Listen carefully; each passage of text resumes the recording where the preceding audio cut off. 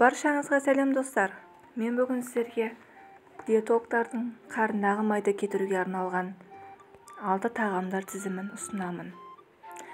Шетелдік басылым қарындағы майды кетіретін тағамдар тізімін жариялады. Диетолог Мариат Мухина қарындағы майды кетіретін бір қатар азық-түлік түрін атады, деп хабарлайды РИА Новости арнасына сілтеме жасап. Бұдан бұрын BMC медицина ғылыми журналы қарындағы майды кетіруге септігін тигізетін тағамдар тізімін құрастырған еді.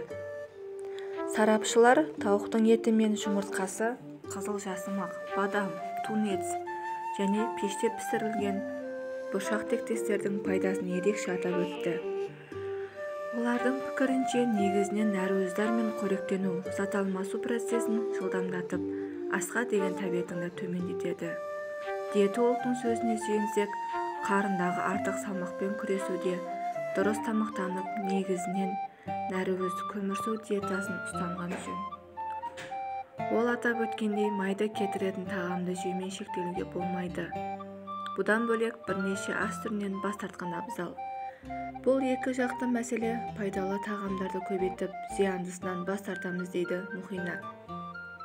Диетолог түсіндіргендей, нәруыз молекуласы майды кетіруге көмектеседі, бірақ олардың әсері болу үшін ашуға болмайды.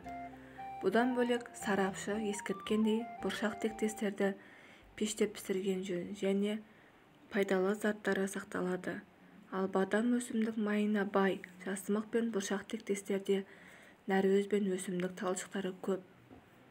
Тауық еті, тунец және жұмыртқа диета ұстағанда жиі пайдаланатын нәруызды тағамдар болып саналады.